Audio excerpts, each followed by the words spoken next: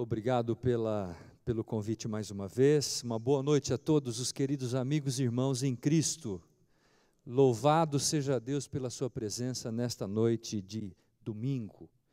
Lembrando que hoje é o nosso terceiro tema, estamos no penúltimo tema da nossa série, A Mensagem. Quero aqui agradecer a alguns colegas que têm vindo todos os domingos aqui, colegas, amigos do coração e membros dessa igreja, pessoas que estão interessadas em estudar a palavra, compreender melhor o plano de Deus para a nossa vida. Eu quero convidar que você abra a sua Bíblia, eu quero ler com você o meu texto favorito da Bíblia. Abra a sua Bíblia em Apocalipse, capítulo 3, e o verso 11. Apocalipse 3 e o verso 11.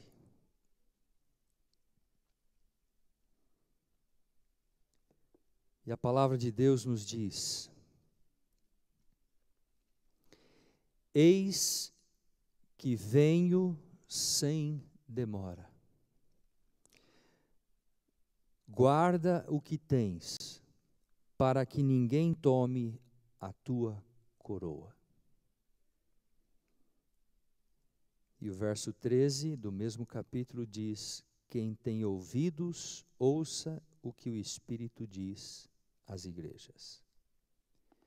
Quantas coisas boas Deus tem nos concedido.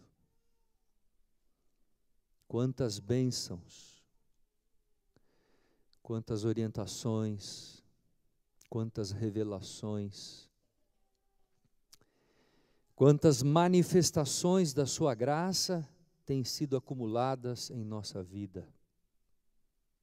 Mas nesta noite eu quero relembrar você que veio à casa de Deus, que Deus está dizendo a você: guarda o que tens, para que ninguém tome a tua coroa. E eu estou aqui como um servo de Deus, humildemente, em nome de Jesus, para dizer a vocês que este é o mais precioso tesouro e presente que Deus nos concedeu. É a sua palavra. Guarde esse precioso tesouro, porque se você assim o fizer, você vai ter a coroa da vida eterna, sendo colocada por Jesus na sua cabeça. Amém? Mas além desse precioso tesouro, a palavra de Deus, Deus concedeu também um outro tesouro, os testemunhos, que Ele também pede que nós guardemos, que nós estudemos, que nós pesquisemos, examinemos, porque este também é um tesouro que está contribuindo para a nossa salvação, guiando a igreja passo a passo, para que ela seja vitoriosa e alcance os portais da eternidade. Na primeira palestra que tivemos, domingo, iniciando esta série, falamos sobre a vida de Ellen White. Vimos vários detalhes, informações sobre a família, sobre a pessoa dela, como ela era, o marido, os filhos, como era o cotidiano da vida dela. Na segunda série, domingo passado, falamos sobre os propósitos que Deus concedeu os testemunhos. Quais foram esses propósitos e por que Ele concedeu os testemunhos para este tempo, para esta época, para este povo, o remanescente? Hoje, vamos tocar em um dos temas mais importantes da nossa série. Talvez o mais delicado de todos, que tem a ver com a recepção e com a interpretação do dom profético. E nós faremos isso tentando analisar e comparar a Bíblia e o Espírito de profecia. Uma analogia para entendermos este assunto. Para tanto, eu queria criar aqui uma base com vocês. Nós precisamos estabelecer um princípio. Quando nós olhamos e quando nós falamos nos testemunhos do espírito de profecia, o que nos vem primeiramente à nossa mente, ao nosso cérebro? O que nos vem primeiramente? Falem para mim alto. Não, vem o quê? Quando você fala espírito de profecia, o que vem à sua mente primeiramente? Ellen White. Bom, essa é a reação natural de qualquer igreja, qualquer lugar que você vai. Mas eu queria estabelecer um princípio que inverte esta resposta. Porque às vezes nós colocamos a responsabilidade sobre os ombros da pessoa errada. Ela foi apenas o instrumento que Deus usou para comunicar as verdades para a igreja remanescente, como uma profetisa. A responsabilidade é divina, porque Ele escolheu o material humano. Foi Ele que escolheu aquela jovem de 17 anos. Foi Ele que escolheu revelar o conteúdo das mensagens proféticas para aquela pessoa que nós conhecemos bem no primeiro dia da nossa série. Foi Ele que escolheu dar todos os conselhos e orientações para a sua serva, para a mensageira do Senhor. Então, por favor, quando você ouvir a palavra, a expressão espírito de profecia, pense na pessoa de Deus e pense menos na pessoa de Ellen White, porque às vezes a gente coloca um peso tão grande sobre os ombros dela, e às vezes outros colocam ela sobre um pedestal tão elevado, que ela nunca quis que alguém a colocasse lá, por má compreensão do fenômeno da revelação, da inspiração. Então, amigos, o processo da escolha depende única e exclusivamente de Deus, é Ele que toma a iniciativa. Então, por favor, vamos tirar um pouco este peso dos ombros desta serva de Deus, desta jovem que tinha 17 anos de idade. E vamos pensar um pouco mais na fonte. A fonte é Deus, foi Ele que escolheu. Foi Ele que escolheu os 40 profetas da Bíblia. Ele tomou a iniciativa, Ele chamou cada um lá no seu local, na sua habitação, na sua cidade. E lá Ele chamou e Ele concedeu as mensagens que eram pertinentes para cada momento da história do povo de Israel.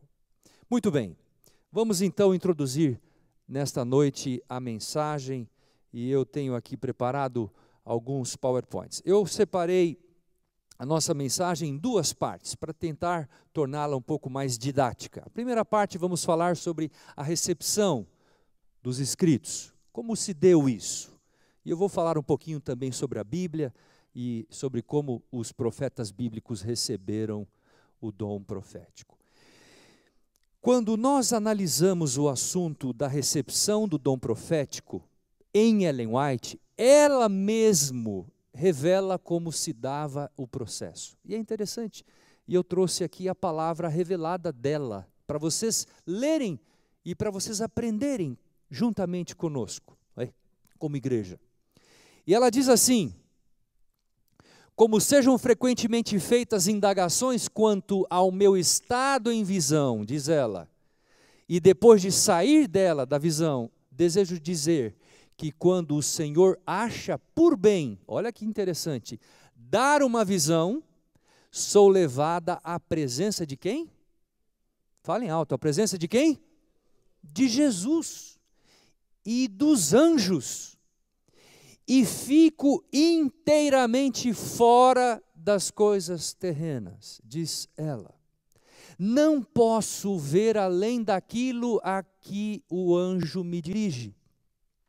Minha atenção é muitas vezes encaminhada às cenas que aconteceram, às cenas a acontecerem sobre a terra, que estão por acontecer sobre a terra. Mas depois ela diz algo interessante, e vejam vocês como que se dá o processo da recepção do dom de profecia em Ellen White. Ela diz: eu sou tão dependente do Espírito Santo do Senhor ao relatar ou ao escrever uma visão, como também ao ter a visão. É-me impossível evocar, ou seja, lembrar o que me foi mostrado, a menos que o Senhor me o traga diante de mim ao tempo que é do seu agrado, e então eu relate ou escreva. Então, parem um pouquinho aqui comigo e vamos pensar. Ela era tão dependente de Deus para o momento em que se iniciava a visão, porque Deus não tinha hora para ela. Senhor, olha, eu quero ter visão hoje às 2h, o Senhor me acorda, eu vou ter às 2h. Não tinha isso. Deus, ele chamava a serva, o profeta, no momento em que era necessário o chamado para ele. Não tinha hora, não tinha dia, não tinha mês, não tinha feriado, nem fim de semana. Deus escolhia o momento e ele chamava a pessoa, e ele revelava o conteúdo da mensagem. Ele inspirava a pessoa para receber a mensagem, e depois ele dava a capacitação por meio do Espírito Santo para que a pessoa fizesse o quê? Para que lembrasse do que Deus havia comunicado para ela. E é interessante notar, porque há muitas situações em que ela estava em ambientes públicos, não é? Por exemplo, John Loughborough esteve com ela em 55 visões ao vivo. Ele presenciou ela recebendo 55 visões e ele registrou o que acontecia no ambiente onde eles estavam. Ele viu. E era interessante porque quando estava ela em ambientes públicos, como igrejas, famílias, escolas ou campais, todos ficavam em reverência e oração, cantando, aguardando o momento em que a visão se encerraria. Por quê? Porque quando a visão encerrasse, todos iriam correndo a ela e fariam a primeira pergunta: irmão White, o que Deus disse para você a nosso respeito? Deus falou alguma coisa a respeito da minha igreja? Da minha família, da minha vida? E saíam correndo atrás dela. E às vezes, amigos, ela dizia: eu não posso me lembrar de nada que Deus me revelou. Às vezes, o Espírito Santo aparecia a ela 3 ou 4 dias depois da visão, para que ela pudesse registrar no papel o conteúdo daquela determinada visão que ela tinha recebido 4 dias antes. Percebem isso? Então, esta é a condição em que se dava o momento da revelação. Mas eu quero falar um pouquinho sobre a inspiração do pensamento. Esse é um ponto muito importante, é um princípio que a Igreja Adventista tem, e esse princípio é velado com muito cuidado pela Igreja, por causa da orientação da própria revelação dos testemunhos. E ela diz assim: se bem que eu dependa tanto do Espírito do Senhor para escrever minhas visões como para recebê-las, olha bem agora, todavia as palavras que eu emprego ao descrever o que vi são de quem? São delas. Então, ela recebia a inspiração de Deus, do Espírito de Deus, mas ela comunicava a mensagem com que palavras? As palavras dela. E às vezes a gente não entende muito bem isso, e eu vou jogar um pouco de areia ainda, porque o assunto ele é um pouco complexo, e a gente vai ver daqui a pouco isso. Agora, ela tem um adendo, ela faz uma observação, e qual é esta observação? A menos que sejam as que me foram ditas por um anjo, as quais eu sempre ponho entre aspas. Então, estas foram ditas diretamente pelo anjo, e ela colocava em aspas, ou seja, foram ditas diretamente pela revelação de Deus, por meio do anjo. É isto? Então, aí está o que ela fala. Mas, pastor Stêncio, e a Bíblia? e a palavra de Deus. 2 Pedro 1, 20 e 21 diz assim: porque nunca, jamais qualquer profecia foi dada por vontade humana. Falaram da parte de Deus, movidos por quem? Pelo Espírito Santo. Esse é um texto bastante conhecido. E esse é um princípio que nós conhecemos das Escrituras Sagradas. E o exemplo bíblico realmente nos traz isto. E eu quero trazer para vocês algumas analogias entre a Bíblia e a revelação dos testemunhos. Percebam algumas coisas. Vamos tomar o exemplo bíblico. Como é que foi dado a revelação para os profetas bíblicos? Olha lá. Os escritores da Bíblia tiveram de exprimir suas ideias em linguagem o quê? Humana. Igual Ellen White. As minhas palavras. As escrituras foram dadas aos homens não em uma cadeia o quê? Contínua, ininterrupta de declarações. Mas Deus revelou sua vontade em vários momentos. Lembram no primeiro dia que eu expliquei para vocês como que Ellen White escrevia os seus livros? Vocês estavam aqui, lembram? Que ela fazia várias pilhas, lembram? E essas pilhas, ela ia produzindo os livros à medida em que a necessidade da igreja exigia um tema, um livro sobre saúde, um livro sobre a vida de Cristo, um livro sobre profecia, um livro sobre educação. Assim também aconteceu com Ellen White. A palavra de Deus, ela não segue uma sequência temática na sua essência. Percebem? E aí está claro, é a própria revelação dos testemunhos que está dizendo isto. Agora, olha o item 3, amigos, que eu quero deixar bem claro para toda a igreja. Louvado seja Deus, porque você veio aqui hoje à noite. E eu queria que você prestasse atenção. Isso é a palavra de Deus da revelação dos testemunhos dizendo. As verdades da Bíblia são como o quê? Pérolas ocultas. E elas devem ser buscadas, desenterradas mediante o quê? Pastor Estêncio, eu vou dar só uma passadinha de olhos aqui, eu vou fazer um supletivo na sexta-feira do ano bíblico e está tudo resolvido, pastor. Você nunca vai entender a vontade de Deus por meio da palavra, da sua palavra, dessa maneira. Porque a Bíblia necessita ser estudado como alguém que procura uma pérola oculta, que foi enterrada. E você vai descobrir essa verdade, esta pérola, só se você fizer um esforço penoso, ou seja, se você tiver um horário, se você tiver uma hora específica, um momento especial para você e Deus estar a sós juntos, orando, lendo e pedindo a iluminação de Deus. Agora, a Bíblia não nos foi dada numa linguagem sobre-humana, numa linguagem que nós não podemos entender. Ela foi dada para fins o quê? Práticos, isso é o que a revelação diz. E agora eu fiz a pergunta, eu mesmo fiz a pergunta.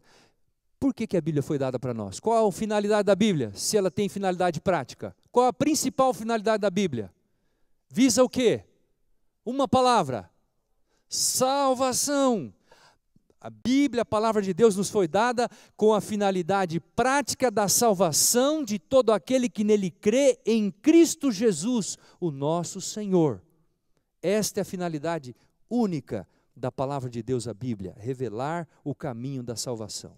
E por último, número 5, a Bíblia foi escrita por homens inspirados, mas não é a maneira de pensar e exprimir-se de Deus. Isso aqui tem que estar claro, hein? Deus, como escritor, não se acha representado na Bíblia. E nem se acha representado também aonde? Nos testemunhos. Porque a linguagem que Deus se comunica com os anjos, com a Trindade, Pai, Filho e Espírito Santo, não é a linguagem que Ele se comunica com os seres humanos. Ele usou uma linguagem que fosse compreensível, factível à nossa realidade, ao nosso conhecimento, à nossa compreensão. Ele desceu até nós. Ele se fez como um de nós, para se comunicar e para revelar esta verdade a cada um de nós. Agora, amigos, notem bem esse slide. A Bíblia foi escrita por homens inspirados, mas não é a maneira de prensar e exprimir de Deus, já falamos sobre isso. Esta é da humanidade. Agora, Deus como escritor não se acha representado. Os homens dirão muitas vezes que tal expressão não é própria de Deus. Agora, ele, porém, não se pôs à prova na Bíblia em palavras, em lógica, em retórica. Os escritores da Bíblia foram os instrumentos de Deus, não foram o quê? A sua caneta, não foram a sua pena. Eles foram só os instrumentos para comunicar o que Deus revelou para eles. Percebem isto? Isso é uma coisa clara, está claro para você? Então avancemos. Agora, isso aqui talvez traga um pouquinho de inquietação para você.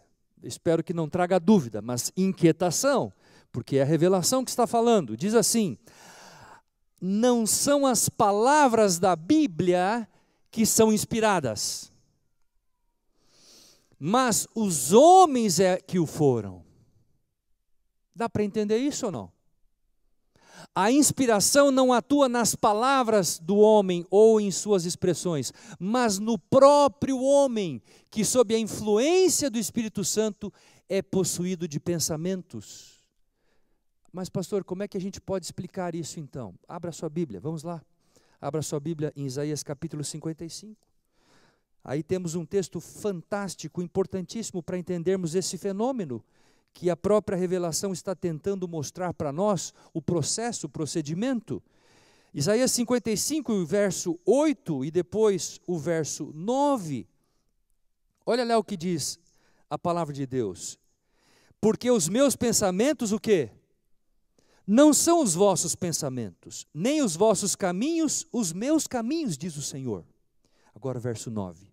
Porque assim como os céus são mais altos do que a terra, assim são os meus caminhos mais altos do que os vossos caminhos, e os meus pensamentos mais altos do que? Do que os vossos pensamentos. Quão grande é o nosso Deus, quão grande é o nosso Deus. Mas quão pequeno Ele é também, porque Ele se fez como um de nós, e Ele veio aqui para se revelar como um de nós, para viver entre nós, para mostrar como Ele é e o seu amor para conosco. Então assim, amigos, olha bem, a sua vontade é combinada com a mente e a vontade humanas, assim as declarações do homem se tornam a palavra de Deus. Olha bem, a vontade de Deus é combinada com o quê? Com a mente e o que mais? E a vontade humana. As duas vontades se combinam. E a mente do homem se combina com a vontade de Deus. E desta forma, as declarações do homem se tornam o quê? A palavra de Deus. Vejam, isso é uma coisa, amigos, que transcende a nossa capacidade de compreensão. Porque o jeito de pensar de Deus não é o nosso jeito de pensar. A retórica nossa, a lógica nossa, não é a lógica de Deus, desculpe. Se alguém pensa assim, mesmo achando que nós todos temos a imagem e a semelhança do Criador, mas nós não pensamos como Deus, e acabamos de ler na palavra dele, que os caminhos e os pensamentos dele são muito mais elevados do que os nossos caminhos. Então, amigos, eu coloquei ali em amarelo para vocês, e aqui eu vou mudar. O Senhor fala aos seres humanos em linguagem o quê? Imperfeita, a fim de os sentidos degenerados, a percepção pesada, terrena dos seres da terra, poderem compreender-lhe as palavras. Deus, Ele se coloca no nosso nível para se comunicar conosco, para revelar a sua vontade, para revelar o caminho da salvação que conduz à vida eterna. Muito bem, agora isso aqui é uma coisa bastante conhecida, eu não vou tomar muito tempo, mas tem a ver com a recepção, não é? Como que nós podemos caracterizar a veracidade de um profeta? Como que eu posso dizer que uma pessoa é profeta ou profetiza? quais são os fenômenos que acontecem no momento em que ela recebe uma visão. E eu aqui coloquei isso aqui está com base nos vários livros escritos sobre os testemunhos de vários autores, não é isso? Então, primeira coisa, há um poder sobrenatural, Deus. Os profetas têm a consciência de que um poder sobrenatural, eu coloquei bem grande, esse poder que eles têm consciência é Deus, é Deus. E ele estabelece esse diálogo. 2, os profetas perdem as forças.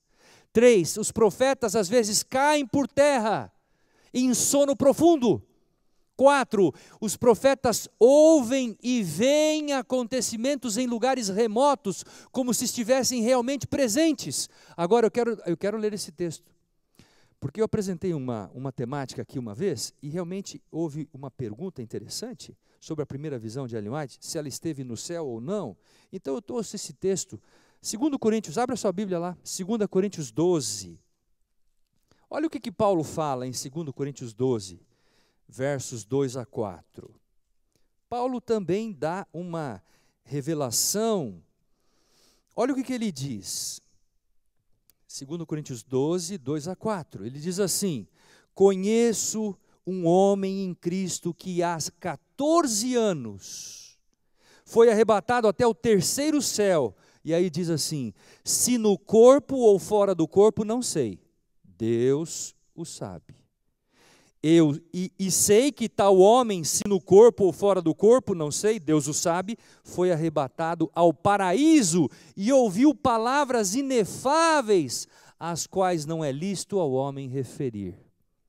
Às vezes o profeta era levado a alguns locais, e às vezes ele tinha dúvida se ele estava em espírito ou se ele estava o quê? Em corpo presente. Paulo teve essa dúvida, colocou aqui, e eu quero lembrar você em relação a esse assunto. Os profetas às vezes não conseguem falar, mas quando seus lábios são tocados durante a visão, eles conseguem fazê-lo. Então eles falam quando os lábios são tocados.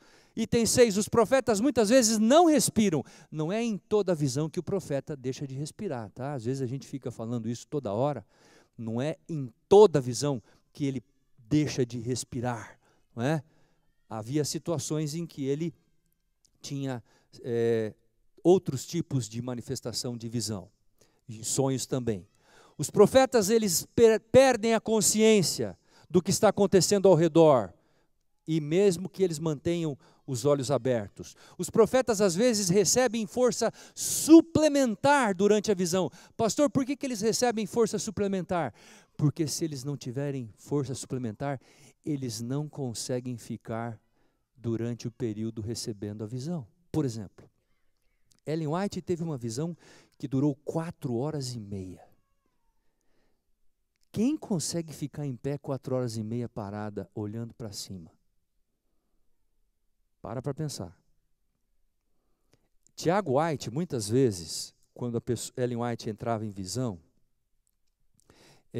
os seus colegas que estavam ali presentes, vendo a visão, Tiago White desafiava-os e dizendo: vá até ela e tente mexer o seu braço. E as pessoas iam até ela, mexiam o braço dela era como uma estátua de ferro ou de concreto armado, não se mexia. Podia pendurar sobre o braço que não mexia. Pastor Estêncio, por que o senhor está contando isto? Porque quando o profeta está sob o momento da visão, sob o domínio de Deus, o que acontece? O profeta, ele é um vaso, ele é um instrumento nas mãos de Deus. E ele não se mexe naquele momento. Deus está usando ele para um propósito específico. Isso então acontecia. Só que esse ato, ele demanda muita força, muita energia, por isso que eles recebem uma força suplementar. Os profetas também recebem força e alento renovados após a visão. E também os profetas, eles normalmente sofrem algum tipo de lesão física, temporária, como uma sequela daquela visão que ele teve especificamente falando.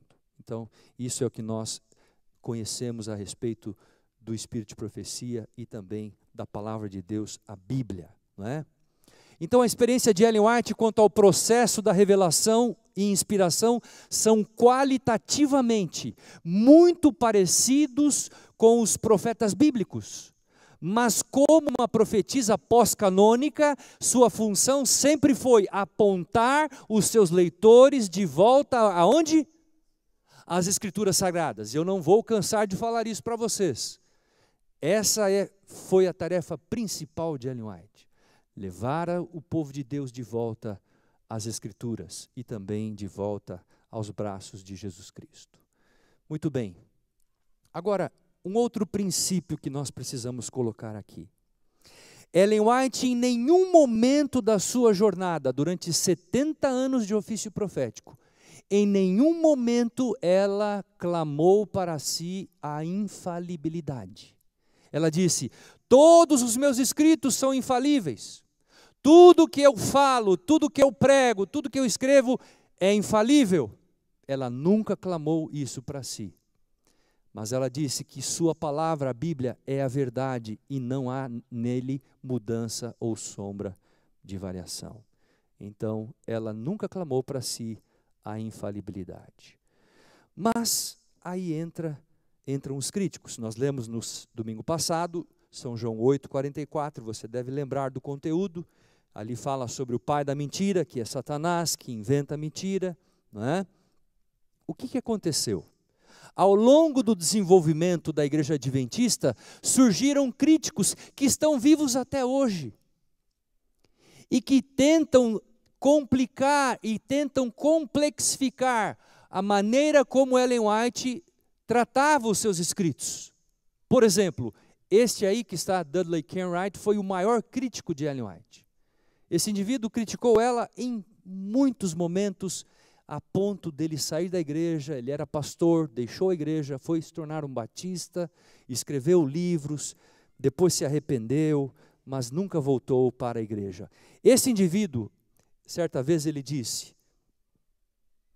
que toda frase que ela escreveu, quer fosse em artigos, cartas, depoimentos ou livros, disse ele, falsamente, ela alegava ser ditado para ela através do Espírito Santo e, portanto, deveria ser infalível. Ela disse que não era falível, mas ele disse que é falível. Olha que coisa tremenda. Então agora a gente traz o assunto para a igreja. Vamos ver o que a igreja fala. O filho dela, William White, disse: minha mãe nunca fez reivindicações à inspiração verbal. Porque quando você fala em infalibilidade, você está dizendo o seguinte: Deus está ditando, Deus está falando, e o que o Deus está falando e ditando, você está escrevendo exatamente o que ele está escrevendo, então tudo que ele está falando ali é infalível. Não tem falha, não pode falhar nada. Essa é a concepção. E ele endossa com Bates, Andrews Smith e Wagner. Aí o que acontece? Há alguns argumentos que são usados para essa finalidade. Eu vou ter que pular isso porque eu tenho algumas coisas mais fortes. Mas houve uma resolução em 1883. Se vocês quiserem a minha apresentação, eu vou deixar disponível com o pastor Jimmy da igreja, pastor. Estará disponível lá no site da igreja ou em qualquer lugar. A resolução de 1883 da Sessão Geral tinha que ver exatamente com a compreensão do modo como Ellen White considerava os seus escritos e como a igreja considerava a recepção dos seus escritos. E a igreja disse que, considerando que acreditamos que na luz enviada por Deus para seus servos seja através da iluminação da mente, deste modo transmitindo os pensamentos e não em excetos raros as próprias palavras nas quais as ideias deveriam ser expressas, fica resolvido então, toma a decisão, que na republicação desses volumes tais mudanças verbais devam ser feitas para remover as imperfeições nomeadas acima, o máximo possível, sem qualquer mudança do pensamento. Pastor, por que foi tomada essa decisão? Porque muitos dos escritos que ela escrevia, o que acontecia? Às vezes tinha erros ortográficos, às vezes tinha erros de concordância, às vezes ela escrevia 20 páginas por dia, E às vezes, ao escrever 20 páginas por dia, você imagina a produção de uma pessoa escrevendo à mão, você podia cometer algum equívoco. Então, às vezes, os próprios editores que trabalhavam na equipe dela, ao perceberem que havia alguma coisa, devolviam um texto para ela, ela corrigia alguma coisa, ampliava a compreensão daquele texto, ampliava o pensamento daquela frase, daquele parágrafo, e depois, então, devolvia para que fosse, então, publicado. E ela fez isso várias vezes, todos nós conhecemos essa realidade, mas isso foi tomado um voto oficial pela Igreja Mundial numa das suas assembleias. Vamos agora então ao item número 2, e esse item é um item mais prático, e eu quero aqui apresentar algumas coisas que envolvem a realidade da igreja hoje, não é isso? Vamos trazer aí algumas coisas para hoje. Quais são alguns princípios hermenêuticos que eu coloquei para vocês aqui, que nós deveríamos usar para estudar Ellen White? Eu coloquei aqui 8 princípios. Número 1. Antes de você ler Ellen White, você deve ler o quê? Estude a Bíblia antes. Vá à Bíblia antes e depois vá aos escritos dos testemunhos. Número 2. Estude toda a informação sobre o tópico que você está lendo. Estude toda a informação antes de tomar qualquer conclusão. 3. Estude cada afirmação literária no seu contexto imediato e no contexto secundário. Então, sempre quando você tem uma citação, você tem um contexto imediato e você tem um contexto secundário. Às vezes se aplica para uma família, mas tem uma aplicação para a igreja. Então, você sempre tem que saber em que contexto que ela está falando, qual é o contexto imediato e qual que é o contexto secundário. Número 4. Estude cada afirmação no seu contexto histórico. Em que momento que foi dado essa afirmação? Para que circunstância? Para que grupo? Descubra os princípios subjacentes, ou seja, os princípios que estão implícitos à citação. Outra coisa, por favor, seja equilibrado e evite as interpretações o quê? Cuidado, cuidado. Não vá aos extremos. Evite as interpretações extremadas. Número 7, lembre-se de que a inspiração não é um ditado verbal, não é Deus que está ditando as coisas. E 8, desenvolva uma postura mental sadia e espiritual. Ok? Esses são os 8 pontos que eu quero estabelecer para nós estudarmos. Eu coloquei aqui círculos concêntricos, não estão exatamente concêntricos, mas dentro de um cone, né? Quase que aí. Qual deve ser a primeira coisa que você deve fazer ao analisar um conteúdo de Ellen White? É o círculo menor aqui embaixo. Olhe a sentença, ou aquele parágrafo, ou aquela frase que você está lendo. A sentença. Depois você leia o parágrafo, depois você leia o conteúdo da página, depois você leia o conteúdo do capítulo que você está lendo, depois você vai e leia o conteúdo do livro que você está lendo, ou da carta que você está lendo, ou do artigo, ou do sermão que você está lendo. Depois, analise tudo o que você está lendo sob a ótica e sob o prisma do grande conflito. E depois, por último, analise tudo o que você está lendo sob o prisma e a ótica de tudo que ela escreveu. E eu quero dizer que tudo que ela escreveu, amigos, tinha uma finalidade só, como nós falamos no início, a salvação. Então analise tudo isso sob o tema da salvação. Assim como a Bíblia, ela também teve a mesma finalidade. Pastor, por que o senhor está dizendo isto? Porque a fonte de revelação é a mesma. Deus revelou a palavra de Deus, a Bíblia, Deus revelou os testemunhos do Espírito de profecia. É a mesma fonte de revelação, é o mesmo Deus que tomou a iniciativa, é o mesmo propósito que Ele tem, só que em períodos e em épocas diferentes, para pessoas diferentes, para circunstâncias diferentes, momentos diferentes da história do povo de Deus. Então está claro isso para vocês? Alguém tem alguma pergunta sobre esse assunto? Anote aí, depois a gente vai abrir espaço para perguntas. Vamos agora falar um pouquinho sobre algumas questões. Em 1866, o marido de Ellen White, Tiago White, iniciou um periódico chamado The Health Reformer, ou o Reformador Sadio, ou com saúde, né? E esse periódico foi o primeiro periódico que tratava sobre o tema da saúde na Igreja Adventista. E Ellen White publicou 75 artigos nesse periódico. Na verdade, ela publicou porque ela viu que o seu esposo estava sobrecarregado e ela então escreveu alguns artigos para ajudá-lo nesse objetivo, nesse periódico. Mas o que acontece?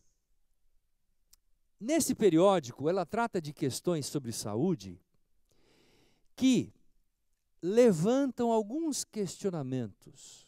Quando ela fala sobre nutrição, exercício físico, dieta, está muito bem. Mas quando ela fala sobre alguns outros temas, não é? E ela escreveu esses outros temas que eu vou falar agora para vocês em 1871.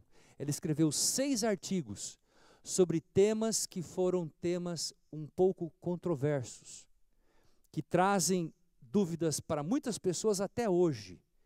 Mas, pastor, quais são esses temas? Eu vou mostrar para vocês aqui, eles são. Temas que falam sobre uso de perucas, uso de cosméticos, uso de espartilhos muito apertados, uso de a grande discrepância na idade dos noivos, diferença na idade, amalgamação de homens e bestas, masturbação e lepra causada pelo consumo de carne de porco. Há uma série um pouquinho maior, eu só selecionei esses 8 aí, na verdade são 14 temas, mas eu trouxe esses 8. E eu quero abordar talvez um ou outro aí para ajudar vocês a entender. Por exemplo, como que nós vamos entender que Ellen White foi contra perucas no século XXI? Se uma pessoa lesse hoje o que ela escreveu em 1871 sobre perucas, o que a pessoa falaria sobre ela? De que ela não está funcionando bem. Então, se nós fôssemos exatamente analisar o texto numa primeira leitura, diríamos que essa autora não tem credibilidade. Mas para entendermos o que ela fala sobre peruca, temos que estudar o texto, estudar o contexto, estudar a época. Como que era uma peruca no tempo que ela escreveu em 1871?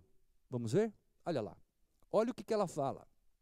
Ela falando isso na revista do esposo. Olha, ela diz assim: cabelos artificiais e perucas aquecem e estimulam os nervos da coluna. O sangue desce para o cérebro, causa atividade não natural, tende à negligência na moral, coração, mente em perigo, pode ser em perigo de ser corrompida, os poderes morais e intelectuais tornam-se servos da natureza animal, a vítima perde o poder de discernir as coisas sagradas, pode causar calvície, insanidade e até morte prematura. Meu amigo, quanta coisa uma peruca podia causar naquele tempo. Se você tivesse naquela época, eu acho que você não usaria não, hein? Mas vamos tentar entender por que ela fala sobre peruca. Eu tenho um amigo aqui que está bem careca e eu estou olhando para ele, coitado. É uma pena. Mas olha só a realidade. Olha só a realidade. Olha o que ela diz. Olha o que era de fato uma peruca no tempo dela, 1871. A natureza e a forma de fabricação das perucas naquela época eram substancialmente diferentes do que são hoje.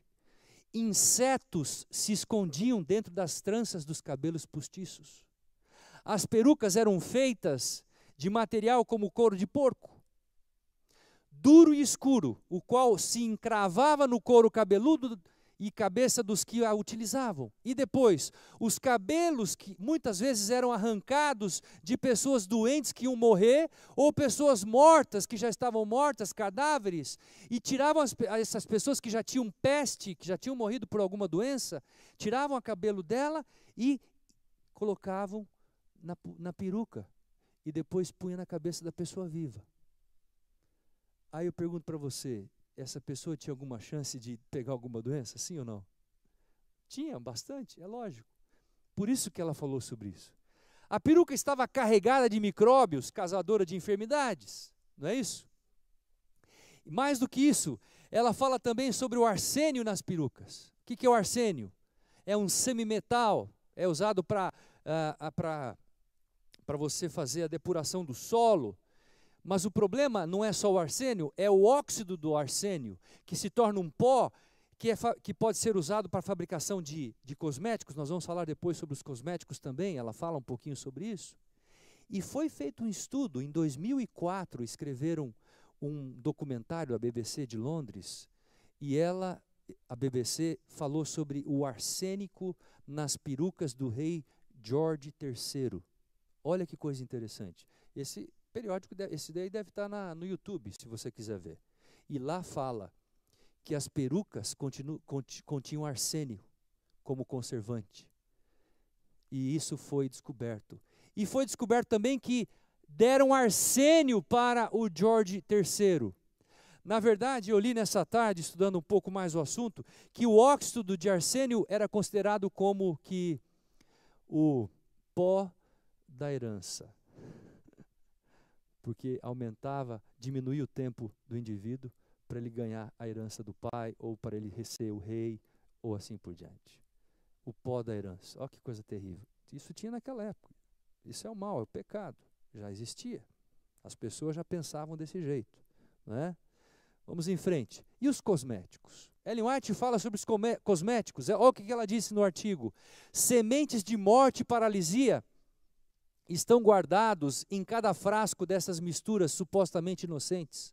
Algumas pessoas sofrem repentinamente de severa enfermidade, outros passam pela vida permanentemente desfigurados. Alguns sofriam de uma queda súbita, com o seu rosto desfigurado de um lado, sendo talvez privados do uso de seus membros. Outros morriam imediatamente ou ficavam paralisados. E olha o que aconteceu com ela. Ela foi, vamos lá.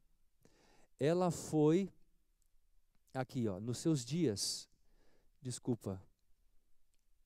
aqui está. Nos dias dela, o marido começou a ficar careca e ela foi comprar um tônico capilar para passar na cabeça do marido. E ela não usou luvas, ela imagina, naquele tempo ter esse conhecimento era só para os, não é? E ela pegou, quando colocou aquela substância na cabeça do marido, ela sofreu intoxicação ao aplicar o restaurador de cabelos na cabeça do seu esposo. E ela foi intoxicada por aplicar isso, não é? O que falar dos cosméticos há algumas décadas? Há algumas décadas, nós temos uma dermatologista aqui com a gente, doutora do Cevisa. O que falar dos cosméticos? Hoje há um cuidado tremendo, há discussões homéricas sobre o assunto, né? 87, os efeitos tóxicos e mortais de alguns cosméticos que ela descreve, isso aqui é um assunto que foi escrito pelo Dr. Julian Crisson, no US News and World Report, no dia 10 de agosto de 87. Ele diz, os efeitos tóxicos e mortais de alguns cosméticos que Ellen White descreve podem facilmente ter sido causados por envenenamento por chumbo. O chumbo era usado naquele período como um dos componentes.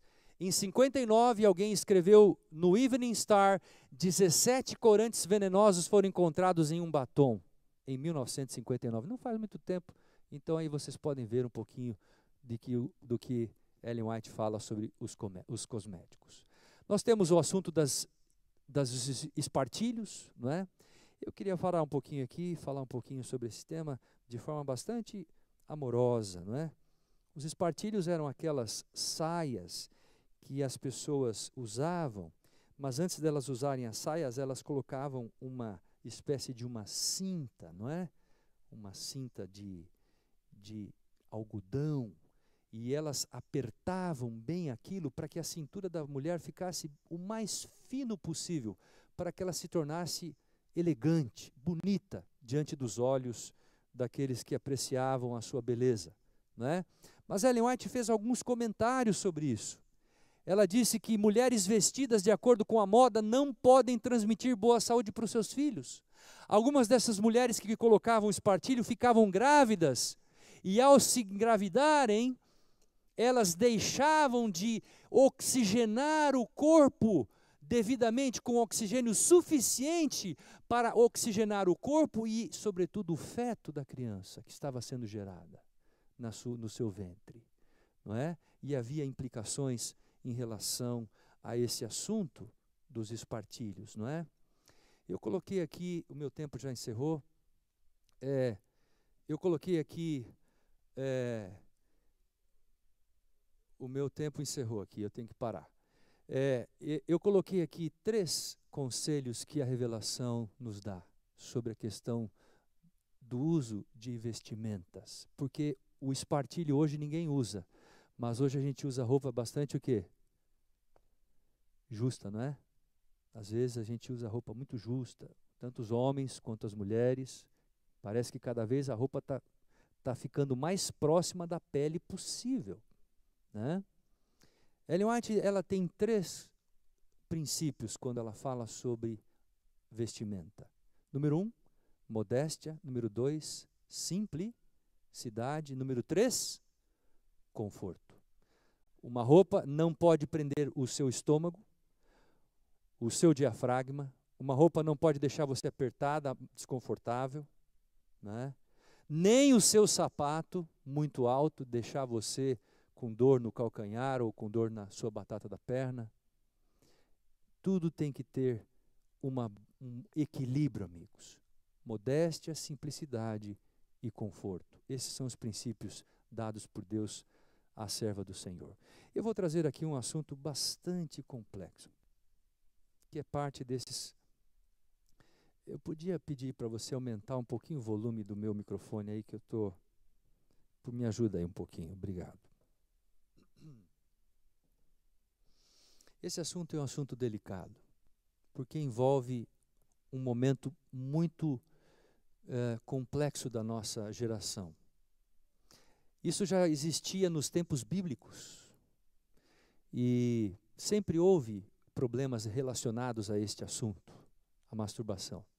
Isso envolve adolescentes, jovens, adultos, idosos, envolvem pessoas de todas as classes, de todas as esferas, né? Ellen White não escreveu a palavra masturbação, porque talvez nos seus dias essa palavra não existisse. E ela tratou essa palavra como vício secreto ou autoabuso. Essas eram as 2 expressões que ela se referia ao assunto.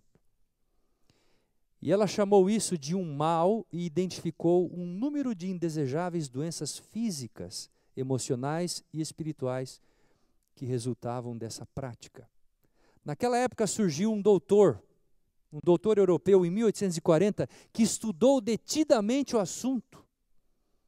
Seu nome era Dr. Tissot. Na verdade, 1840, foi 1740 que ele estudou, no século XVIII, não XIX. E ele fez um estudo aprofundado, e esse estudo foi trazido para os Estados Unidos. E olhem bem os estudos que esse homem fez a respeito dos efeitos da masturbação. Ele trabalhou em 4 categorias. Os efeitos físicos. Ele disse dores de cabeça, vertigem, exaustão, nervosismo, perda do apetite. Depois ele falou sobre consequências intelectuais, esquecimento, desatenção, imbecilidade e desequilíbrio mental. Depois ele falou sobre resultados emocionais, apatia, melancolia, tristeza, inveja. E por último ele falou sobre consequências espirituais. Interessante, ele poderia ser uma pessoa cristã, esse doutor, esse médico. E ele falava sobre o desinteresse pelas coisas espirituais, ele falava sobre a falta de iniciativa e também do vigoroso esforço para a vida. Ellen White não trabalhou todos esses itens que estão aqui relacionados, mas ela fez observações claras sobre os prejuízos da masturbação. E queridos amigos e irmãos em Cristo, nós estamos vivendo hoje com uma realidade a nível de igreja, a nível de sociedade, de geração, aonde você tem tudo a meio metro dos teus olhos. Tudo o que você quiser está a meio metro dos teus olhos. Hoje, você tem no seu tablet, no seu celular, a meio metro, o que você quiser. O pecado está a meio metro de você. Como vencê-lo? Eis a grande questão. Deus nos dá 70, 80, 90 anos para nós decidirmos o que faremos com a nossa vida. De que lado estaremos? Se estaremos do lado do bem, do lado de Cristo, ou se estaremos do lado do mundo e Satanás. Se alguém quiser tomar nota ou tirar foto desse slide, você poderá aprofundar esse assunto um pouquinho com mais propriedade depois na sua casa, lendo os conteúdos que eu coloquei aí sobre esse tema, um apelo às mães, que ela faz no livro Orientação para a Criança, da Criança, que ela fala sobre o desenvolvimento da mente, não é? E depois também nos Testemunhos para a Igreja, volume 2. Muito bem. Como que nós podemos interpretar esse assunto sobre a masturbação? Ela estava muito preocupada com os processos mentais, as atitudes, as fantasias. Lembrem que na sua época não tinha televisão. Só havia o quê? Literatura, livros, novelas. Ela falava que homens e mulheres gastavam o dia inteiro lendo novelas, sentadas no sofá, passavam o dia inteiro, a casa toda suja, dizia ela, e as mulheres lendo as novelas. E os ratos passando pela casa, as baratas, e as mulheres lendo as novelas, não é isso? E tudo isso gerava uma predisposição para tais atitudes, não é isso? Ellen White trabalhou muito o conceito de que a mente deve ser estimulada em favor daquilo que é reto, do que é certo, não é isso? E ela diz muitas vezes que a mente deve contemplar aquilo, ou melhor, no livro Grande Conflito, ela faz uma observação de forma muito categórica. Olha o que ela diz no Grande Conflito 439. A mente se agrada em contemplar as cenas que despertam o quê? As paixões baixas. Isso é parte do quê? Da natureza humana, do ser humano. Parece que isso já está dentro do nosso DNA e nós só podemos vencer isso por meio da graça e da misericórdia de Cristo Jesus. Eu fui até a internet hoje, fui tentar buscar um material científico sobre o assunto da masturbação. Foi publicado no dia 16 de setembro, esse material. Portanto, exatamente hoje, numa revista que é publicada em rede digital, e foi escrito por um médico psiquiatra espanhol, Dr. Carlos Chiclana é o nome dele. Eu fui atrás dele, da ficha dele. E ele é um psiquiatra cristão. E olha o que ele fala sobre o assunto da masturbação hoje, lá no divã dele, lá no escritório, no consultório dele.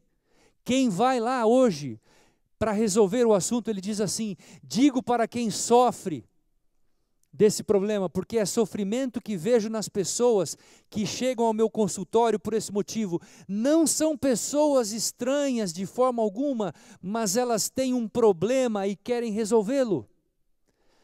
A masturbação. Não é necessário que o médico lhes diga isso, são elas mesmas que consideram que isso é uma escravidão. Uma perda da liberdade, e elas clamam e pedem por ajuda, clamam e pedem por ajuda.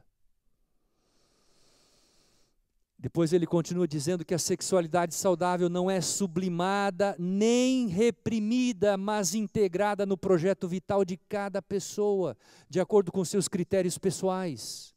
Para poder integrá-la, precisamos adquirir habilidades necessárias.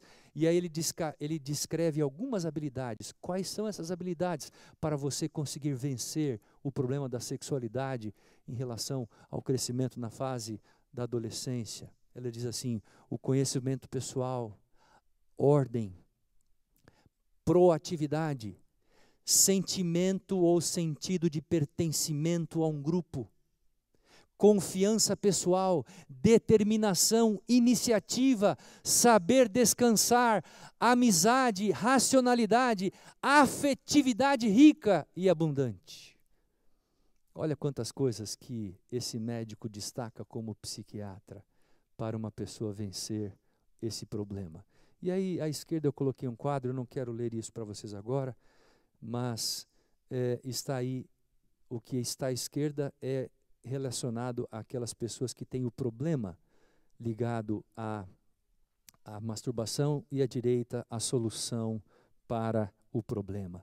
Amigos, encerrando esta mensagem desta noite, eu quero apenas apresentar mais 2 slides para vocês e dizer para vocês que quando nós escutamos Ellen White, página após página, é como ouvir o Messias de Handel. O Espírito de Cristo está impregnado no seu ministério. A harmonia, a clareza, coerência que caracterizam a dedicação que ela consagra ao seu melhor amigo, Jesus. Mais do que tudo isso, como uma serva, ela foi usada por Deus para satisfazer o nosso anseio humano por graça. Ela foi usada por Deus com tamanho poder.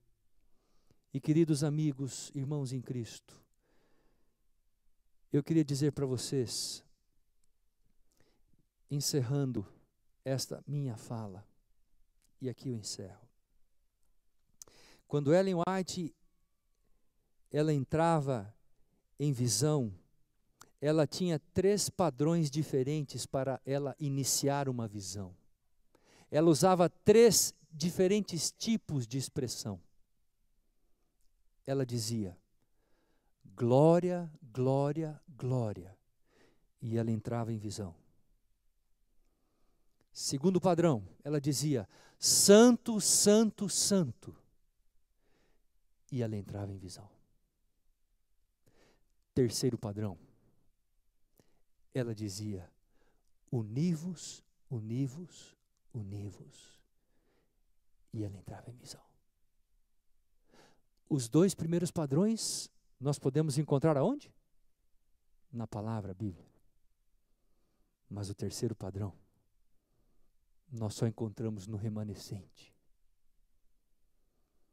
Deus quer um povo unido, amigos. Unidos pela palavra. Unidos pelo amor de Cristo. Unidos como uma família só. Que ame, que respeite uns aos outros. Que tolere uns aos outros. Que faça o bem um para com o outro. Que não odeie ninguém, que perdoe o próximo. É isso que Deus espera. E olha o que a Bíblia diz, abra sua Bíblia em São João capítulo 13. Esse é um dos textos favoritos meus também, muito conhecido de todos. Apóstolo João, no seu Evangelho, capítulo 13, versos 34 e 35, olha o que diz a palavra de Deus, amigos. Olha o que diz, João 13, 34, 35. A palavra diz assim, um novo mandamento vos dou, que vos ameis uns aos outros, assim como eu vos amei, que também vos ameis uns aos outros. E agora olha o verso 35, leia isso em nome de Jesus.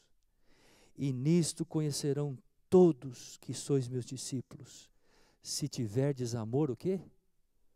Uns pelos outros. Amigos, nós nunca vamos revelar o amor de Cristo ao mundo se nós não estivermos unidos. Nunca. Não queremos revelar. Jamais isso vai acontecer com esta igreja.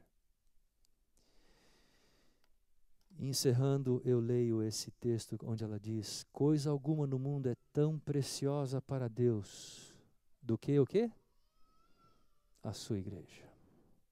Dou graças a Deus pela certeza do seu amor e porque tenho diariamente a sua direção e guia.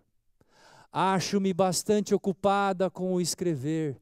Cedo ou tarde eu estou escrevendo os assuntos que o Senhor me expõe.